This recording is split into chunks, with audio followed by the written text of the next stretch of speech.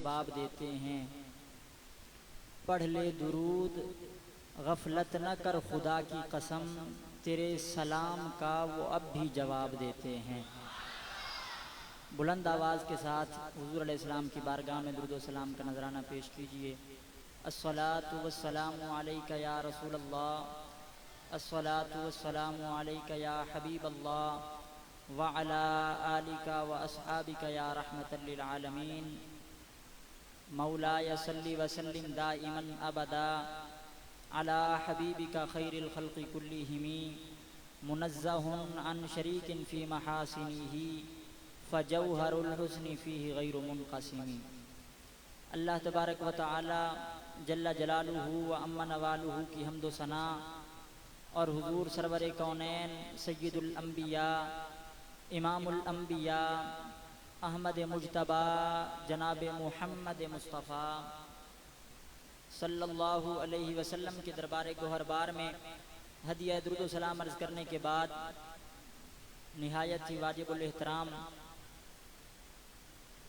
زیب مسند صدارت حضرت علامہ مولانا قاری محمد اعجاز احمد مہروی صاحب دامت برکاتکم العالیہ اور نہایت واجب الاحترام حضرت علامہ مولانا قاری محمد طاہر سعیدی صاحب اور تمام عوام اہل سنت، حاضرین محترم،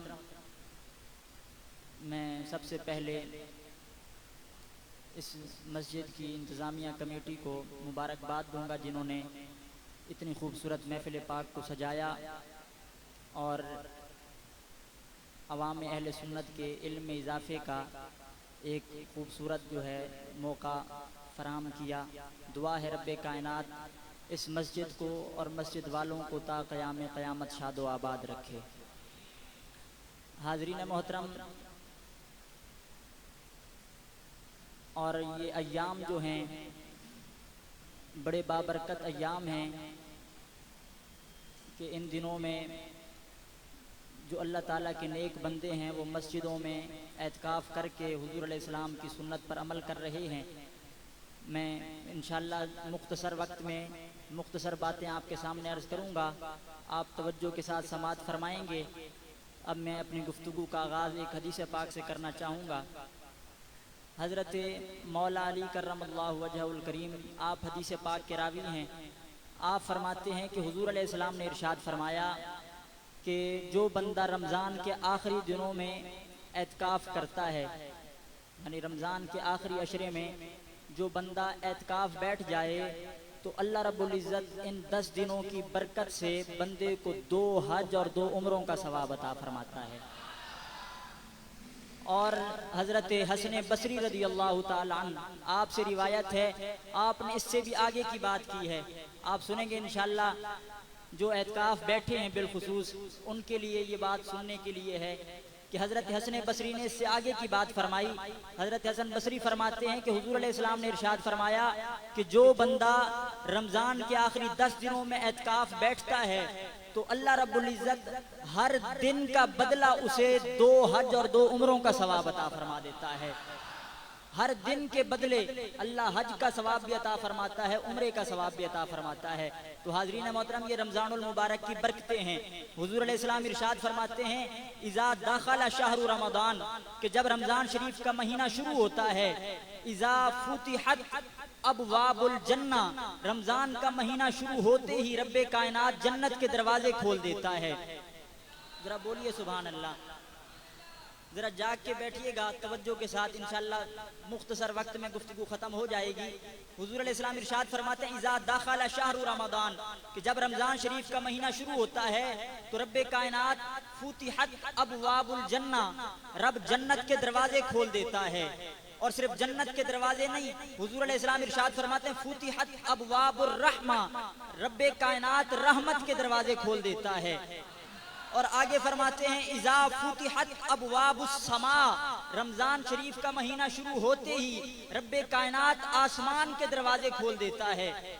اب جس مہینے کے شروع ہوتے ہی رحمت کے دروازے کھل جائیں، जन्नत के दरवाजे खुल जाएं, आसमानों के दरवाजे खुल जाएं, तो फिर मैं क्यों ना कहूं कि रमजान वो बाबरकत महीना है कि इस महीने के शुरू होते ही रब्बे कायनात हर तरफ रहमत की हवाएं चला देता है, हर तरफ रहमत ही रहमत होती है। यही वजह है कि हुजूर अलैहिस्सलाम इरशाद फरमाते हैं, रमजान का महीना ये रहमत का महीना है, ये मगफिरत का महीना है, ये जहन्नम से आजादी का महीना है। इस महीने में अगर बंदा रब से तौबा करते हुए अपना सर सजदे में रख दे, अजमत रब्बे काबा की कसम, बंदा सर बाद में उठाएगा, रब गुनाहों को पहले माफ फरमा देगा। इस महीने की ये बरकतें हैं कि रब्बे कायनात इस महीने में बंदे के गुनाहों को माफ फरमा देता है। हाज़रीन मोहतरम, इतना बरकतों वाला महीना है। इस महीने के चंद असरार और रुमूज़ आपके सामने अर्ज करूंगा, आप तवज्जो के साथ बैठिएगा ताकि कुछ ना कुछ आप दीन की बातें सुन लें, समझ लें कि रमज़ानुल मुबारक और फिर रोज़ों का फ़लसफ़ा क्या है, रोज़ों की हिकमत क्या है। इस हवाले से चंद बातें अर्ज करूंगा। रब्बे कायनात ने कुरान पाक में इरशाद फरमाया, या अय्युहल्लज़ीना आमनू कुतिबा अलैकुमुस सियामु कमा कुतिबा अलल लज़ीना मिन क़ब्लिकुम लअल्लकुम तत्तक़ून। फरमाया, ए ईमान वालो, हमने तुम पर रोज़ों को फ़र्ज फरमाया है जिस तरह के तुमसे पहलों पर हमने रोज़ों को फ़र्ज फरमाया था। और रोज़े फ़र्ज करने का मकसद क्या है? फरमाया लअल्लकुम तत्तक़ून, ताकि तुम मुत्तक़ी बन जाओ। रोज़ों का मकसद ये है कि जो बंदा रोज़े रख लेगा वो रोज़ों की बरकत से मुत्तक़ी बन जाएगा। हाज़रीन मोहतरम, यहाँ फरमाया गया कि जो तुम पर रोज़े फ़र्ज किए गए हैं, तुमसे पहली उम्मतों पर भी रोज़े फ़र्ज किए गए थे। दरअसल ये रोज़ा ऐसी इबादत है कि जो हज़रत आदम अलैहिस्सलाम से लेकर हज़रत ईसा अलैहिस्सलाम तक जितने अम्बिया गुज़रे हैं तमाम पर फ़र्ज की गई, लेकिन कुछ तरीके मुख्तलिफ थे। बाज़ अम्बिया वो थे कि जिन पर रब्बे कायनात ने फ़कत आशूरे का रोज़ा फ़र्ज फरमाया था, यानी 10 मुहर्रमुल हराम का रोज़ा फ़र्ज फरमाया। बाज़ अम्बिया किराम वो थे जिन पर रब्बे कायनात ने अय्याम बैद के रोज़े फ़र्ज फरमाए, यानी हर माह की 13वीं, 14वीं और 15वीं का रोज़ा फ़र्ज फरमाया। समझ रहे हैं बात? बाज़ अम्बिया वो थे जिन पर हर माह की 13वीं, 14वीं और 15वीं का रोज़ा फ़र्ज हुआ। और हुजूर अलैहिस्सलाम जब तशरीफ़ लाए तो रब्बे कायनात ने सबसे पहले हुजूर अलैहिस्सलाम की उम्मत पर आशूरे का रोज़ा फ़र्ज फरमाया, और उसके बाद रब्बे कायनात ने आशूरे का हुक्म मनसूख फरमा दिया, और फिर हर माह की 13वीं, 14वीं और 15वीं का रोज़ा फ़र्ज फरमाया, और बिल आखिर इस हुक्म को भी मनसूख फरमा कर रब्बे कायनात ने अपने महबूब का सदका हम पर रमज़ान के रोज़ों को फ़र्ज फरमा दिया। इस तरीके पर रमज़ान के रोज़े फ़र्ज हुए। और अब इब्तिदा में हुक्म ये था कि जो बंदा रोज़ा रखेगा, शाम को इफ्तारी के बाद न खाने की इजाज़त है न पीने की इजाज़त है। आपने इफ्तारी कर ली, इफ्तारी के बाद फिर से रोज़ा शुरू हो जाएगा। सोने से पहले पहले जो कुछ खाना है खा लें, जो कुछ पीना है पी लें। मसलन बंदा इफ्तारी करता है, इफ्तारी करके सो जाता है तो समझे उसका रोज़ा शुरू हो गया। अब इस तरह यह मामला था कि रात के वक्त खाने पीने की इजाज़त नहीं थी, तो अलगर्ज़ हुज़ूर अलैहिस्सलाम के एक सहाबी जिनका नाम है हज़रत सरमा बिन कैस रज़ी अल्लाह तआला अन्हु, आप बड़े मेहनत कश सहाबी थे। हज़रत सरमा बिन कैस पूरा दिन रोज़े की हालत में अपनी खेती करते रहे, फसल में रहे, मेहनत करते रहे। शाम के वक्त जब घर तशरीफ़ लाए, उस वक्त ये माहौल नहीं था जिस तरह आज हमारे यहाँ इफ्तारी का माहौल होता है। हर तरह के दस्तरखान हमारे पास मौजूद होते हैं, हर तरह के खाने मौजूद होते हैं। उस वक्त ये मंजर नहीं था। हज़रत सरमा बिन कैस तशरीफ़ लाए तो कुछ बाहर से सामान भी लाए, घर वालों को दिया कि खाना तैयार किया जाए ताकि मैं आकर खाना खा लूँ इशा के बाद। घर वालों ने खाना तैयार करना शुरू किया। हज़रत सरमा बिन कैस घर तशरीफ़ लाए, सारे दिन की थकावट थी, आप सो गए। अब जैसे सो गए तो दोबारा रोज़ा शुरू हो गया। अब सारा दिन भी रोज़े से गुजारा, इफ्तारी भी नहीं कर पाए और फिर से रोज़ा शुरू हो गया। अब हज़रत सरमा बिन कैस सुबह को जब बेदार होते हैं, दोबारा मेहनत की तरफ चले जाते हैं, काम काज की तरफ चले जाते हैं। ज़ोहर का वक्त करीब आया तो आप मस्जिद में तशरीफ़ लाए। जैसे ही मस्जिद में तशरीफ़ लाते हैं तो आते ही बेहोश हो जाते हैं। मस्जिद में आए, बेहोश हो गए तो सहाबा किराम ने अर्ज़ की, या रसूलल्लाह, आपका ये गुलाम सारा दिन रोजे पे था और उसके बाद दूसरे दिन फिर रोजा शुरू हो गया, ये ना कुछ खा पाया है ना कुछ पी पाया है, या रसूलल्लाह इस वजह से बेहोश हो गया। तो जब हुजूर अलैहिस्सलाम ने अपने गुलाम को देखा कि रोजे की वजह से बेहोश हो चुका है تو رب کائنات کی بارگاہ میں عرض کی مالک و مولا میرے غلاموں پر نرمی کی جائے. رب کائنات نے قرآن کی آیت نازل فرمائی کلو وشربو کہ محبوب ہم آپ کے غلاموں پر سختی نہیں چاہتے, رب تو نرمی کرنا چاہتا ہے. آج سے ہم نے آپ کا صدقہ رمضان کی راتوں میں کھانا بھی حلال کر دیا ہے, پینا بھی حلال کر دیا ہے. آپ کا صدقہ ہم نے ان کا کھانا بھی حلال کر دیا, ان کا پینا بھی حلال کر دیا.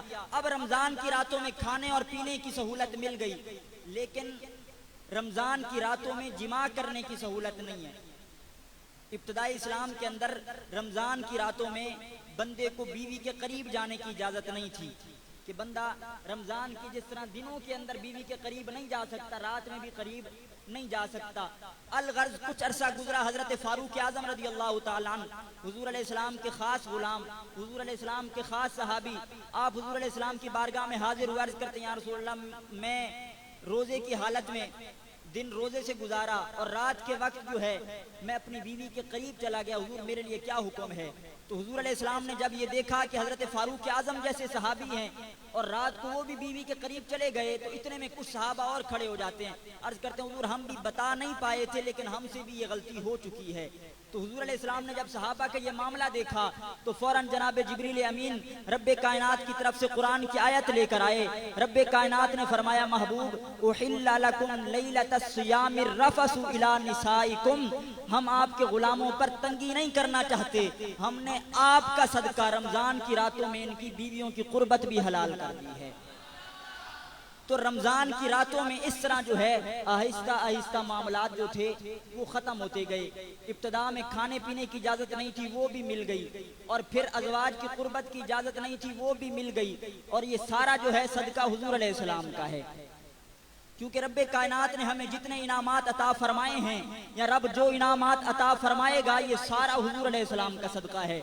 اور آج اگر دنیا میں ہمیں سہولتیں مل رہی ہیں, دنیا میں ہم پر آسانیاں ہو رہی ہیں, یہ بھی حضور علیہ السلام کا صدقہ ہے. اور قیامت کے دن رب اگر ہم گناہگاروں کو معاف فرمائے گا تو محمد عربی کا صدقہ معاف فرمائے گا. حاضرین محترم حدیث پاک میں موجود ہے, حضور علیہ السلام سے صحابہ عرض کرتے ہیں یا رسول اللہ قیامت کا دن ہوگا, نفسا نفسی کا عالم ہوگا, آپ جانتے ہیں قیامت کا دن کتنا ہولناک ہوگا. آج سورج جو ہے وہ آسمانوں پر بلند ہے اور کئی لاکھ کلومیٹر کے فاصلے پر ہے, اور سورج کی پشت ہماری طرف ہے, لیکن آج اتنی گرمی ہے, اتنی تپش ہے. قیامت کے دن سورج کا رخ زمین کی طرف ہوگا. آج زمین میں قوت جاذبیت ہے, زمین گرمی کو جذب کر لیتی ہے, لیکن جب قیامت کا دن ہوگا تو زمین پیتل کی ہوگی, قوت جاذبیت ختم ہو جائے گی اور سورج بھی سوا نیزے پر آ جائے گا. ذرا غور کریں کہ سورج اپنی گرمی بکھیر رہا ہوگا, زمین کی اپنی گرمی ہوگی, اور حضور علیہ السلام فرماتے اس گرمی کے عالم میں ہر بندہ اپنے اعمال کے مطابق اپنے پسینے میں ڈوب رہا ہوگا. کوئی بندہ ٹخنوں تک, کوئی بندہ پنڈلی تک, کوئی گھٹنوں تک, الغرض کوئی بندہ پسینے میں ڈوب رہا ہوگا. اس قدر ہولناک منظر ہوگا. تو صحابہ عرض کرتے ہیں یا رسول اللہ ہم نے اگر ایسے ہولناک منظر میں آپ کو تلاش کرنا ہو, یا رسول اللہ آپ کو کہاں تلاش کریں؟ حضور اگر ہم نے آپ کو تلاش کرنا ہو کون سی جگہ تلاش کریں؟ تو حضور علیہ السلام فرماتے ہیں اے میرے غلاموں اگر مجھے تلاش کرنا چاہتے ہو تو حوض کوثر پر آ جانا, میں حوض کوثر پر ہوں گا اور اپنے غلاموں کو اپنے ہاتھوں سے جام پلا رہا ہوں گا. حضور فرماتے ہیں حوض کوثر پر آ جانا. پھر صحابہ عرض کرتے ہیں حضور اگر حوض کوثر پر نہ ہوں, تو حضور علیہ السلام فرماتے ہیں اگر حوض کوثر پر بھی نہ ملوں تو پھر میزان عمل پر آ جانا, میں اپنے غلاموں کے اعمال تلوا رہا ہوں گا, اور جس کی نیکیاں کم ہو جائیں گی میں اس کی نیکیاں پوری کروا کر اسے بھی جنت میں لے جاؤں گا. اب صحابہ عرض کرتے ہیں یا رسول اللہ اگر آپ وہاں پر بھی نہ ہوں تو پھر ہم آپ کو کہاں تلاش کریں؟ تو حضور علیہ السلام نے ارشاد فرمایا اگر وہاں بھی نہ ملوں تو پھر پل صراط پر آ جانا, وہاں میں ہاتھ پکڑ پکڑ کر اپنے غلاموں کو پار کروا رہا ہوں گا. اب یہاں حضور علیہ السلام کی یہ امت پر کرم نوازی دیکھیں, حضور فرماتے ہیں کہ میں ہاتھ پکڑ کے اپنی امت کو پار کرواؤں گا پل. اب یہاں میں آپ کے سامنے ایک سوال رکھنا چاہتا ہوں کہ وہ محبوب جو دعا کر دیں تو ڈوبا سورج پلٹ آتا ہے, وہ محبوب اگر اشارہ کر دیتے ہیں رب چاند کے 2 ٹکڑے فرما دیتا ہے. میرا سوال یہ ہے کہ اگر قیامت کے دن حضور علیہ السلام دعا فرما دیتے تو کیا حضور کی دعا کا صدقہ سب پار نہ ہو جاتے؟ ہوتے کہ نہیں ہوتے؟ اگر حضور دعا فرما دیتے تو حضور کی دعا کا صدقہ سب پار ہو جاتے. دعا کر دینی چاہیے تھی، لیکن ایک ایک کو پکڑ پکڑ کر گزروانے کا مقصد کیا ہے؟ حضور علیہ السلام دعا کرتے سب کا کام بن جاتا، مگر حضور علیہ السلام نے ایک ایک کو پکڑ پکڑ کر گزروایا. مقصد کیا ہے؟ دراصل رب کائنات نے فرمایا محبوب تو رکا رہے تاکہ جب کوئی پل سے پار ہو تو تجھے دیکھے. محبوب تو رکا رہے تاکہ جب کوئی بندہ پل سے پار ہوگا تجھے دیکھے، تاکہ گزرنے والے کو پتہ چل جائے. ایسا نہ ہو گزرنے والا گزر جائے اور گزرنے کے بعد کہے مجھے نمازوں نے گزارا ہے، مجھے روزے نے گزارا ہے، مجھے حج نے اور زکوٰۃ نے گزارا ہے. محبوب تو رکا رہے تاکہ گزرنے والا تجھے دیکھے اور اسے پتہ چل جائے آج اعمال نے نہیں محمد لجپال نے گزارا ہے.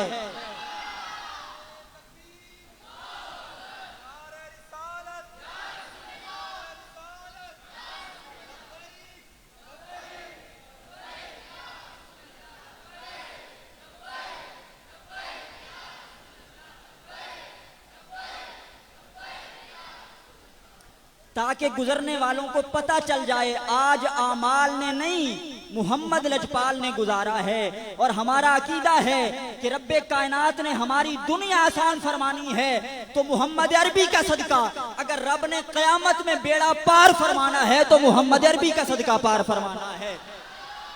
اور حاضرین محترم، یہ ہمارا عقیدہ ہے اور ہمیں اس عقیدے پر کسی سے ڈرنے کی ضرورت نہیں، بلکہ ہم تو اس سے بھی بڑھ کر بات کرتے ہیں. بڑی قابل ذوق بات آپ کے سامنے عرض کرنے لگا ہوں.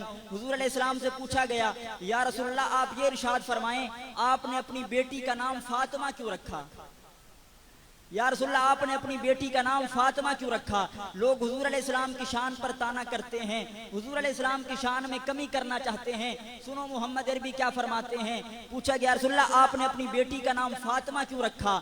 تو دراصل فاطمہ فتم سے ہے، فاطمہ اس میں فاعل کا صیغہ ہے، اس کا معنی ہوتا ہے آزاد کروانے والی، چھڑوانے والی. پوچھا گیا رسول اللہ آپ نے اپنی بیٹی کا نام فاطمہ کیوں رکھا؟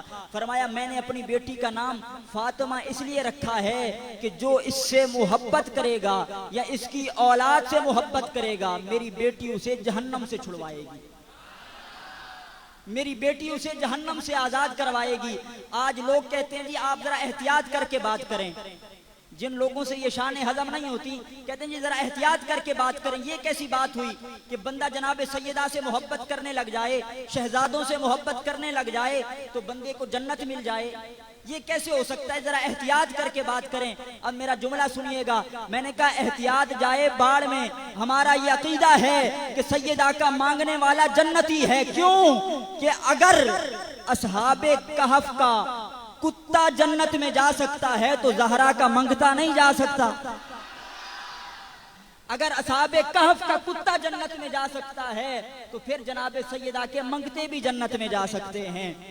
اور رب کائنات نے اگر جنت عطا فرمانی ہے تو پھر یا مصطفیٰ کا صدقہ عطا فرمانی ہے یا پھر محمد کے غلاموں کا صدقہ عطا فرمانی ہے. لہٰذا اپنے عقیدے درست کرو کہ اگر ہمیں دنیا میں کچھ ملنا ہے تو حضور کا صدقہ، اگر رب آخرت میں عطا فرمائے گا تو محمد عربی کا صدقہ عطا فرمائے گا. تو حاضرین محترم میں جو گفتگو کر رہا تھا کہ رب کائنات نے جیسے جیسے آسانیاں فرمائی ہیں تو حضور کا صدقہ آسانیاں فرمائی ہیں. ایک صحابی حضور علیہ السلام کی بارگاہ میں حاضر ہوئے، بڑا پیارا واقعہ ہے. اگر آپ اسے دل کے کانوں سے سنیں گے تو انشاءاللہ ایمان تازہ ہو جائے گا.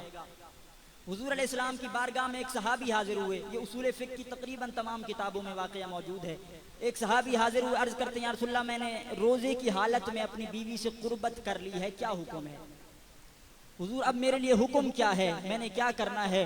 حضور علیہ السلام نے فرمایا کہ اگر بیوی سے قربت کر لی ہے تو پھر تم کفارہ ادا کرو. عرض کرتے ہیں حضور ارشاد فرمائیں کفارہ کیا ہے؟ اب جو یہ صحابی تھے یہ آرابی تھے. آرابی کہا جاتا ہے سادہ مزاج لوگوں کو، جو بالکل سادہ طبیعت کے ہوتے ہیں انہیں آرابی کہا جاتا ہے.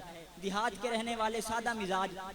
ایک صحابی حضور علیہ السلام کی بارگاہ میں آئے، وہ آرابی تھے. یہ بڑی لطیف بات ہے حضرت. وہ حاضر ہوئے تو حضور علیہ السلام نے بیان کرنا شروع کر دیا کہ قیامت کے دن حساب لیا جائے گا. اور قیامت کے دن بڑا سخت حساب ہوگا. تو وہ اعرابی عرض کرتے ہیں حضور یہ ارشاد فرمائیں حساب رب خود لے گا یا کوئی اور لے گا؟ حساب رب نے خود لینا ہے یا کسی اور کو بھیجنا ہے؟ کوئی اور آ کر حساب لے گا. حضور نے فرمایا اے اعرابی حساب رب نے خود لینا ہے, رب خود حساب لے گا. وہ اعرابی تھا, اس نے کہا حضور پھر کوئی مسئلہ ہی نہیں, اگر رب خود حساب لے گا پھر کوئی مسئلہ ہی نہیں. حضور نے فرمایا وہ کیسے؟ یا رسول اللہ ہم تو بچپن سے سنتے آ رہے ہیں کہ رب کریم ہے, ہم نے تو یہی سنا ہے کہ رب کریم ہے, اور ہم نے یہ بھی سنا ہے کہ جب کریم حساب لے تو پھر وہ ناپتا اور تولتا نہیں بلکہ درگزر فرماتا ہے. جب کریم حساب لے تو وہ درگزر فرماتا ہے. تو اعرابی بڑے سادہ طبیعت کے ہوتے ہیں, حاضر ہو گئے, عرض کرتے یا رسول اللہ میں نے روزے کی حالت میں بیوی سے قربت کر لی, کیا حکم ہے؟ کفارہ ادا کرو. حضور کفارہ کیا ہے؟ حضور علیہ السلام نے فرمایا 60 روزے رکھو لگاتار. کیا کرو؟ 60 لگاتار روزے رکھو. عرض کرتے حضور میں ایک نہیں بچا پایا, 60 روزے کیسے بچاؤں گا؟ ایک روزہ نہیں بچ پایا, 60 روزے کیسے بچیں گے؟ اب یہ بڑا قابل ذوق واقعہ ہے. اب حضور علیہ السلام نے فرمایا اگر 60 روزے نہیں رکھ سکتے تو 60 مسکینوں کو کھانا کھلا دو, 60 مسکینوں کو کھانا کھلاؤ, تمہارا کفارہ ادا ہو جائے گا. عرض کرتا یا رسول اللہ میں بڑا غریب ہوں, 60 مسکینوں کو کھانا نہیں کھلا سکتا. حضور علیہ السلام نے فرمایا پھر ایسا کرو غلام آزاد کرو. عرض کرتا رسول اللہ میں غریب ہوں, غلام بھی آزاد نہیں کر سکتا. تو اب حضور علیہ السلام نے یہ نہیں فرمایا کہ شریعت کا حکم تو یہ تھا, قرآن میں یہ حکم آیا ہے, میں نے بتا دیا اب جاؤ ادا کر سکتے ہو کفارہ ادا کرو ورنہ میری بارگاہ سے چلے جاؤ. نہیں, بلکہ صحابی رب کے حکم پر آئے تھے. وَلَوْ أَنَّهُمْ إِذْ ظَلَمُوا أَنفُسَهُمْ جَاءُوكَ فَاسْتَغْفَرُوا اللَّهَ وَاسْتَغْفَرَ لَهُمُ الرَّسُولُ کے تحت آئے تھے. صحابی جانتے تھے اگر حکم قرآن میں نہ ملا تو صاحب قرآن اپنے اختیار سے مسئلہ حل فرمائیں گے. حضور علیہ السلام نے فرمایا بیٹھ جاؤ. اب وہ صحابی بیٹھ گیا. اتنے میں حضور علیہ السلام کی بارگاہ میں کھجوروں کا ٹوکرا پیش کیا گیا. حضور علیہ السلام نے بلایا, فرمایا وہ صحابی جو آیا تھا اسے لے آؤ. اب وہ اعرابی حضور علیہ السلام کی بارگاہ میں حاضر ہوا. حضور علیہ السلام نے فرمایا صحابی یہ لے جاؤ اور مدینے کے غرباء میں تقسیم کر دو, میں محمد ضمانت دیتا ہوں کفارہ ادا ہو جائے گا. اب اگلا جملہ سنیے گا. اگلا جملہ وہ ہے کہ جس پر حضور علیہ السلام مسکرائے. حضور علیہ السلام مسکرائے, اور یاد رکھیے گا جس بات پر حضور مسکرائیں اس بات پہ مسکرانا بھی سنت ہے. جس بات پہ حضور مسکرائیں اس پہ مسکرانا بھی سنت ہے. اب ذرا سنیے گا بات کیا ہے. صحابی کو حضور علیہ السلام نے فرمایا ٹوکرا اٹھاؤ, مدینے کے غرباء میں تقسیم کر دو, میں ضمانت دیتا ہوں تمہارا کفارہ ادا ہو جائے گا. اب جملہ سنیے گا. حضور نے فرمایا کفارہ ادا ہو جائے گا, جاؤ یہ ٹوکرا اٹھاؤ اور لے جاؤ. عرض کرتا ہے یا رسول اللہ مجھ سے بڑا غریب کون ہے؟ حضور مجھ سے زیادہ غریب کون ہے؟ حضور علیہ السلام مسکرائے. میں یہاں ایک جملہ ضرور عرض کرنا چاہوں گا, قرآن پاک میں موجود ہے. حضرت سلیمان کا لشکر جا رہا تھا, ایک چونٹی نے کلام کیا, حضرت سلیمان مسکرائے. حضرت سلیمان چونٹی کا کلام سن کر مسکرائے. تو جس چونٹی نے حضرت سلیمان کو خوش کیا رب نے اس کے نام پر پوری سورت قرآن میں رکھ دی. جس چونٹی نے حضرت سلیمان کو خوش کیا, جب اس کا یہ مقام ہے تو جس صحابی نے محمد عربی کو خوش کیا ہوگا اس کا مقام کیا ہوگا. حاضرین محترم, حضور علیہ السلام نے فرمایا جاؤ تقسیم کرو. عرض کرتا ہے رسول اللہ مجھ سے زیادہ غریب کون ہے؟ تو یہاں فضحک رسول اللہ صلی اللہ علیہ وسلم, حضور علیہ السلام مسکرائے اور حضور علیہ السلام نے فرمایا اے میرے صحابی یہ پھر کھجوروں کا ٹوکرا اٹھاؤ, اپنے گھر لے جاؤ, خود بھی کھاؤ بچوں کو بھی کھلاؤ, میں ضمانت دیتا ہوں کفارہ ادا ہو جائے گا. حضور علیہ السلام نے فرمایا جاؤ خود کھاؤ اپنے بچوں کو کھلاؤ, تمہارا کفارہ ادا ہو جائے گا. حاضرین محترم, یہ حضور علیہ السلام کی امت پر شفقت تھی, حضور علیہ السلام کی امت پر رحمت تھی, اور یہ حضور کا اختیار تھا. حضور علیہ السلام نے اپنے اختیار سے فرمایا کہ جاؤ تم کھا لو, تمہارا کفارہ ادا ہو جائے گا. حاضرین محترم, تو رمضان المبارک بڑا بابرکت مہینہ ہے, اس کی بڑی برکتیں ہیں, اور بالخصوص جو بندہ روزہ رکھنے والا ہوتا ہے, روزہ رکھنے کی تو ویسے بڑی فضیلتیں ہیں. حضور علیہ السلام ارشاد فرماتے ہیں جو بندہ روزے سے ہوتا ہے. اب روزے دار کی یہ چند حدیثیں اسی پر گفتگو ختم کر دوں گا کہ روزے دار کو اللہ تعالیٰ نے کیا انعام عطا فرمایا. شاید ہی ایسی کوئی اور عبادت ہو. حضور علیہ السلام فرماتے ہیں نوم الصائم عبادتن. اب اس کا ترجمہ میں کرنے لگا ہوں, آپ نے بولنا ضرور ہے اگر سمجھ آئے. حضور فرماتے ہیں نوم الصائم عبادتن, روزے دار کا سونا بھی رب کی عبادت ہے. नौम अस्साइम इबादतुन, सोना भी इबादत है। अच्छा, अब रोजे दार कितनी देर सोएगा? 2 घंटे सो लेगा, 4 घंटे सो लेगा तो इबादत का सवाब 4 घंटे मिला, 5 घंटे मिला।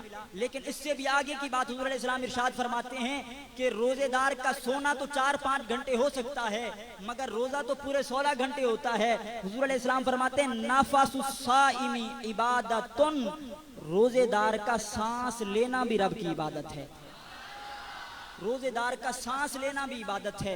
हाज़रीन मोहतरम, जरा गौर फरमाएं कि रोजा कितनी अजीम इबादत है। बल्कि इससे आगे की बात हुजूर अलैहिस्सलाम इरशाद फरमाते हैं कि खुलूफु फमिस साइमी अत्यबु इंदल्लाहि मिन रिहिल मिस्क।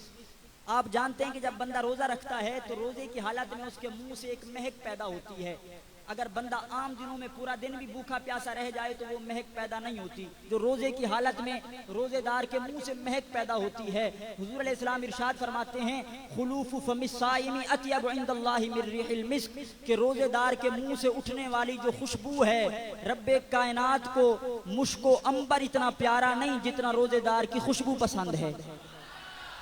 रोजेदार की खुशबू रब्बे कायनात को प्यारी है। और हाज़रीन मोहतरम, रब्बे कायनात की हदीस कुदसी है, रब फरमाता है अस्सौमु ली व अना अजज़ी बिही, कि रोजा मेरे लिए है और इसकी जजा मैं खुद हूँ।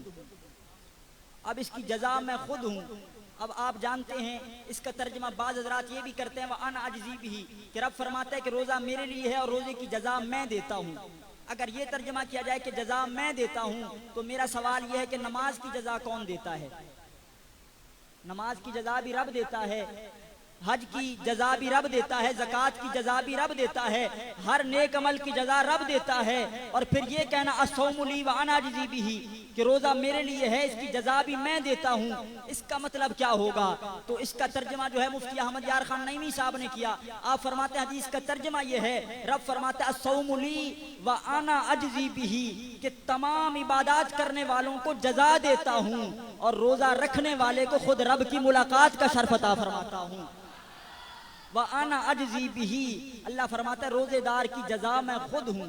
और फिर हुजूर अलैहिस्सलाम इरशाद फरमाते हैं अस्साइमु फरहतान, कि रोजेदार के लिए 2 खुशखबरियाँ हैं।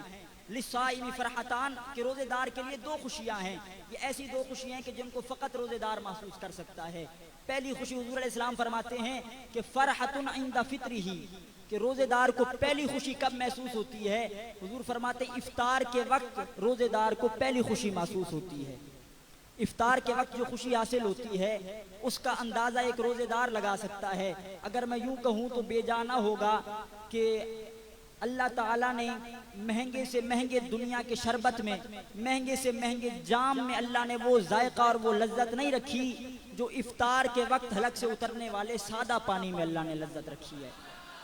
और ये महसूस फकत रोजेदार कर सकता है। फरमाया फरहतुन इंदा फित्रिही, कि रोजेदार को पहली खुशी जो है वो इफ्तार के वक्त हासिल होती है। और दूसरी खुशी फरमाया फरहतुन इंदा लिकाई रब्बिही, और रोजेदार को दूसरी खुशी रब की मुलाकात के वक्त हासिल होती है।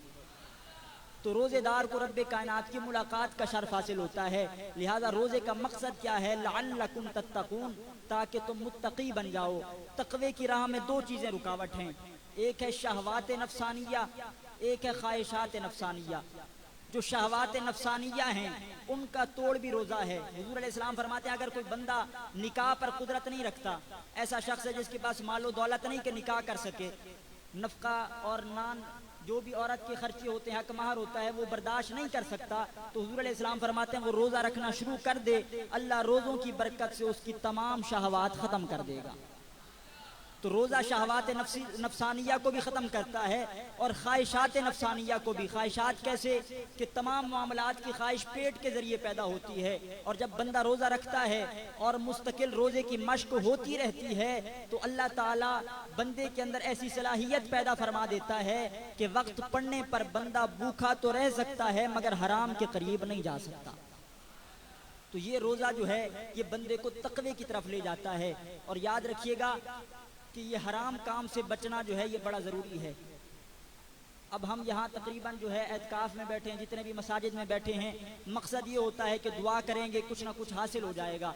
लेकिन हुज़ूर अलैहिस्सलाम के सहाबी हज़रत साद बिन अबी वक्कास, हुज़ूर अलैहिस्सलाम के अशरा मुबशरा में से हैं आप, حضور علیہ السلام سے عرض کرتے ہیں یا رسول اللہ آپ دعا فرمائیں میرے لیے اللہ تعالیٰ مجھے مستجاب الدعوات بنا دے، مستجاب الدعوات بنا دے۔ اب یہ بڑی پیاری دعا ہے۔ کوئی کہتا ہے یا رسول اللہ یہ دعا کریں کہ مجھے دنیا مل جائے، کوئی کہتا ہے مجھے فلاں مل جائے۔ یہ صحابی عرض کرتے ہیں یا رسول اللہ دعا فرمائیں اللہ مجھے مستجاب الدعوات بنائے، یعنی مطلب یہ ہے حضور دعا فرمائیں کہ میں جو بھی دعا مانگوں رب میری دعا قبول فرما لے۔ یا رسول اللہ دعا فرمائیں اللہ مجھے مستجاب الدعوات بنائے۔ تو حضور علیہ السلام نے دعا نہیں فرمائی، حضور علیہ السلام نے طریقہ بتایا۔ حضور نے فرمایا اگر چاہتے ہو کہ تمہاری ہر دعا قبول ہو جائے تو اپنے پیٹ کو حرام لقمے سے محفوظ کر لو، اپنے پیٹ کو حرام لقمے سے بچا لو، تمہاری ہر دعا قبول ہو جائے گی۔ بلکہ حضور علیہ السلام نے فرمایا کہ مجھے اس ذات کی قسم ہے جس کے قبضہ قدرت میں میری جان ہے کہ جو بندہ اپنے پیٹ میں حرام لقمہ داخل فرما لیتا ہے اللہ 40 دن تک اس کا کوئی عمل قبول نہیں کرتا۔ جب 40 دن تک عمل قبول نہیں ہوتے تو پھر دعائیں کیسے قبول ہوں گی؟ تو حاضرین محترم یہ روزہ جو ہے بندے کو تقوی کی طرف لاتا ہے۔ تو رمضان المبارک جیسے بابرکت مہینے میں روزہ تو ضرور رکھا جائے، اور پھر رمضان کی راتیں جو ہیں یہ ہیں ہی رب کائنات سے بخشش طلب کرنے کی راتیں۔ حضور علیہ السلام ارشاد فرماتے ہیں من صام رمضان من قام رمضان ایمانا و احتسابا غفر له ما تقدم من ذنبی، جو رمضان کا روزہ رکھ لے اور رمضان کی راتوں میں قیام کر لے تو اللہ روزوں اور قیام کی برکت سے بندے کے پچھلے گناہ معاف فرما دیتا ہے۔ تو دعا ہے رب کائنات کی بارگاہ میں جو کچھ میں نے عرض کیا مالک اسے اپنی بارگاہ میں قبول و منظور فرمائے، اور رب کائنات ہم تمام کا یہاں جمع ہونا اپنی بارگاہ میں قبول و منظور فرمائے۔ اس محفل پاک کو اور اس انتظامیہ کی کاوشوں کو رب اپنی بارگاہ میں قبول و منظور فرمائے۔ وآخر دعوایا